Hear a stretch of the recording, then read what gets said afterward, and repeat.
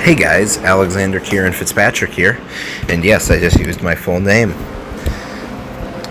This is going to be a similar video to my old Why I Hate Motorsports series, except this is going to be a lot more commentary based.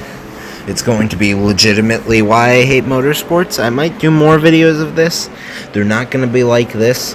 Aiden Millward, one of my favorite YouTubers. I'm not sure how you pronounce that. I assume it's a bit like Mallard Duck, except with more radio semen injected to its testosterone. And yes, I'm aware that doesn't make any sense. I'm going to pretend it does. I didn't actually script my beginning of this video. But he recently made a video about will the 2021 Formula One regulations fix what's wrong with F1. And I disagreed with a large amount of what he had to say, but I also think a large amount of what he had to say also was very intelligent and did make a lot of sense. The things that I disagree with I will be talking about in this video. It will be a lot shorter video than his. I'm not going to rag on every point he made. This is simply my opinion. I'm not attacking his. I wanted to state what I thought about it, and I thought that it would be a good contribution to the community to have two different viewpoints. Now, let's get into the video. Cutting costs is one of the major concerns with F1 right now. The problem with cutting costs is that the budget doesn't change when you cut the costs down. He mentioned this when he was talking about the laws of physics and how you can't change a Venturi tunnel. A Venturi tunnel is a Venturi tunnel. It has to abide the laws of physics, as he said. But the budget doesn't change. It goes somewhere else. So, Mercedes, instead of having to spend money on developing a new front wing, which is 90,000 layers, instead, what they can do is go and hire new engineers, and they can hire more engineers, and so can Ferrari, and they just have this giant pyramid of people that Sauber's not a team anymore, that Williams and Haas and Renault can't afford to do.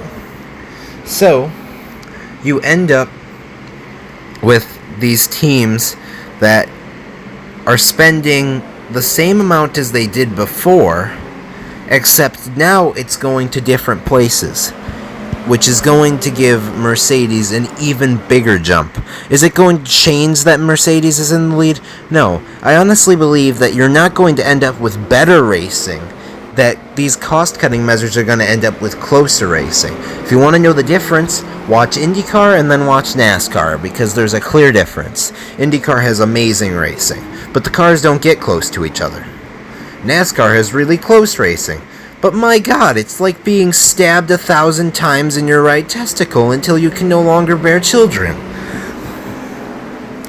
The next point is that he claimed that open spec doesn't work. It can work, but only in the very top levels, like Formula One, because the teams like Mercedes, they have a cap. Everybody has a cap. They're based on car companies. They can't outspend what they need for the car company. Granted, Ferrari might be more willing to spend than Mercedes, but when you get to a level like Formula One, everybody is willing to spend the maximum amount. Everybody is, or at least the max they're allowed. Haas spends everything. Mercedes spends everything that Mercedes lets Mercedes spend. But if you go to open spec in Formula 3, of course it's not going to work. But when you do it in Formula 1, you'll just end up with really bad racing. However, it would cost probably about the same as it does now. At least that's how I would imagine it would go down. But the thing about open spec, and that this is my argument for why I would like to stay at the current levels of open spec, minus I don't like the spec drive shafts or whatever. Not drive shafts, I think it's just the MGUH or whatever. I'm not that up to date on the Formula One rules about the powertrains. I used to be. I have fallen off with how much I've read the rulebook this year, but I have watched all of the races, be assured. But the thing about having spec parts is that when you have one manufacturer manufacturing all the parts, they can charge whatever they want. Now, it can be fine if you have multiple manufacturers manufacturing parts.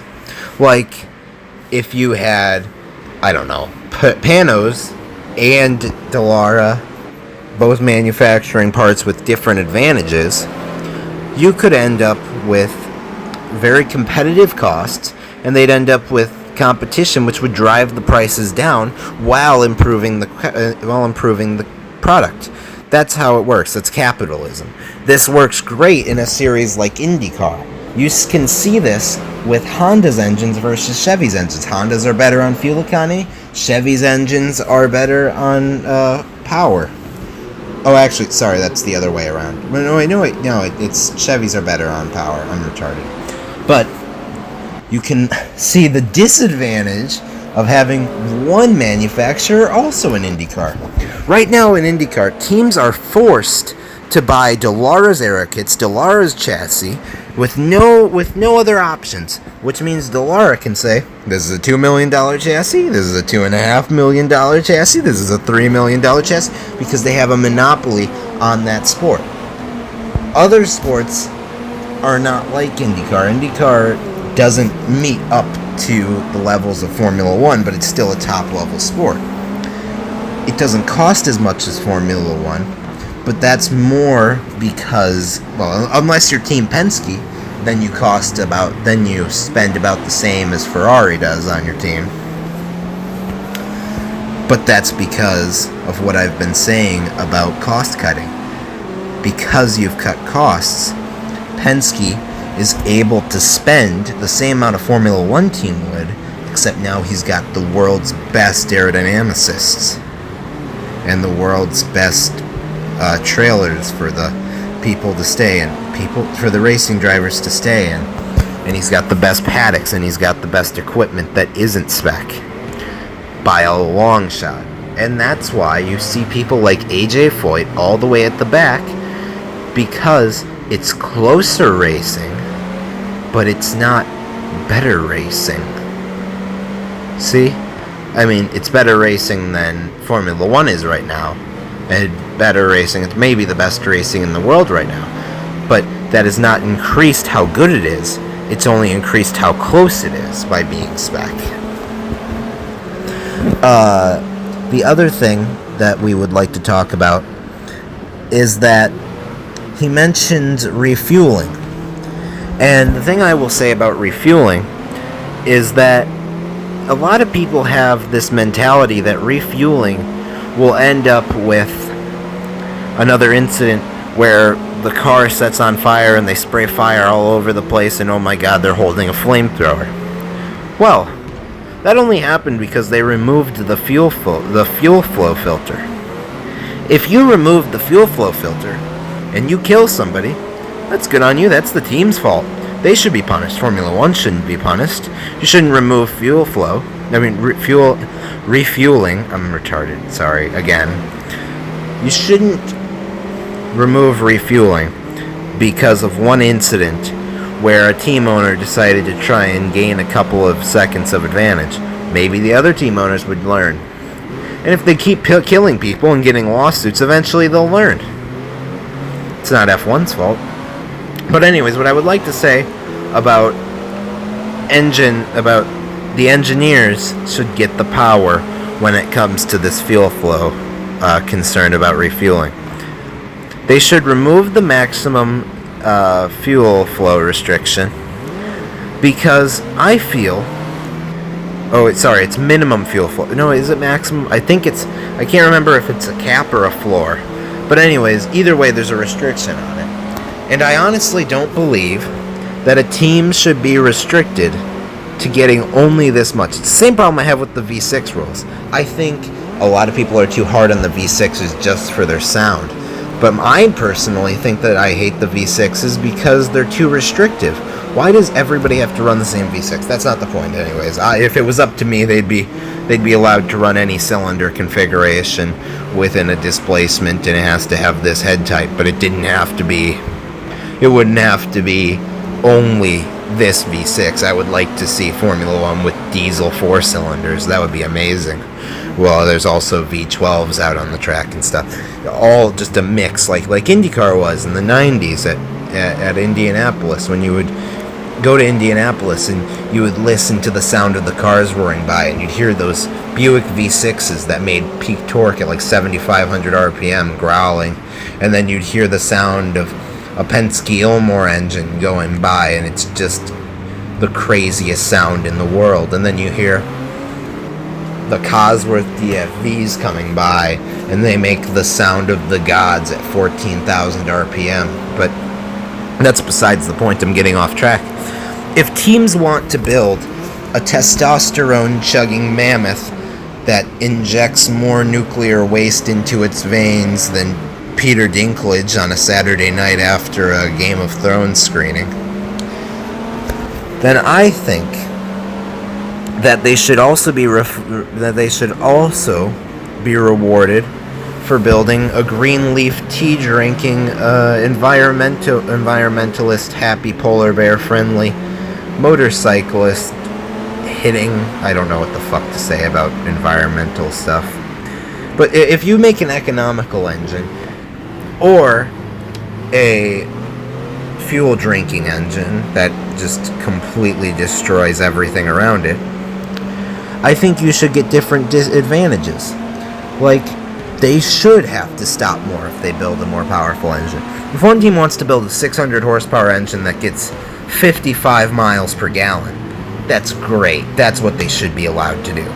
If another team wants to build an engine that gets 1 mile per gallon, or, well, realistically, I think that's about what they get, like 1.6 miles per gallon. But anyways, if a team wants to build a 900 horsepower engine that makes 1.1 miles per gallon and a 600 horsepower engine that makes 10 miles per gallon, they should be allowed to do either one.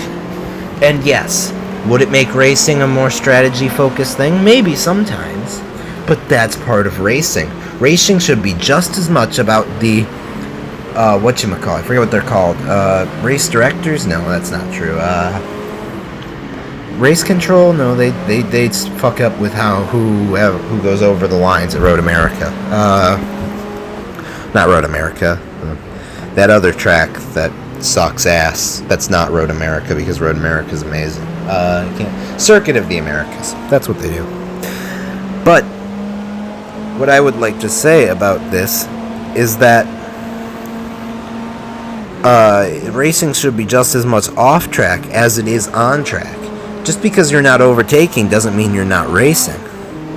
It might be boring to watch, but it's still racing and it's a legitimate competition. We shouldn't force pass it. It's a bit like that stupid shit we do with DRS and KERS. In my opinion, there should be no DRS zones. That's ridiculous. Turns the whole sport into a gimmick. But there should be a DRS all the time thing. Like, you can activate DRS at any time, and if you decide to hit that button mid-corner and go flying into a fence, good on you. You're the retard that decided to hit the button and died. It's not the team's fault, not Formula One's fault, it's your fault.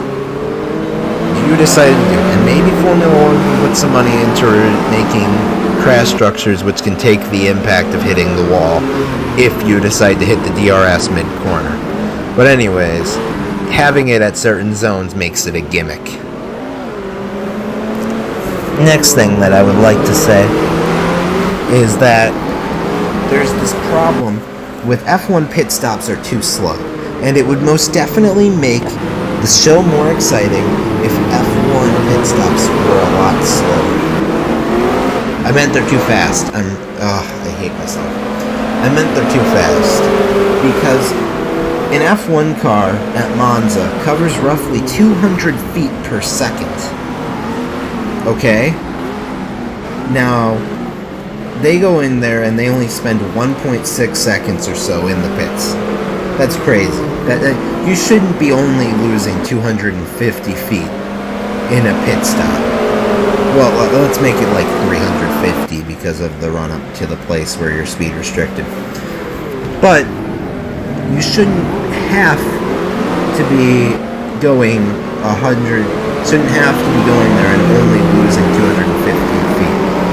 It should be you go in there and you lose a whole 7 seconds of track time.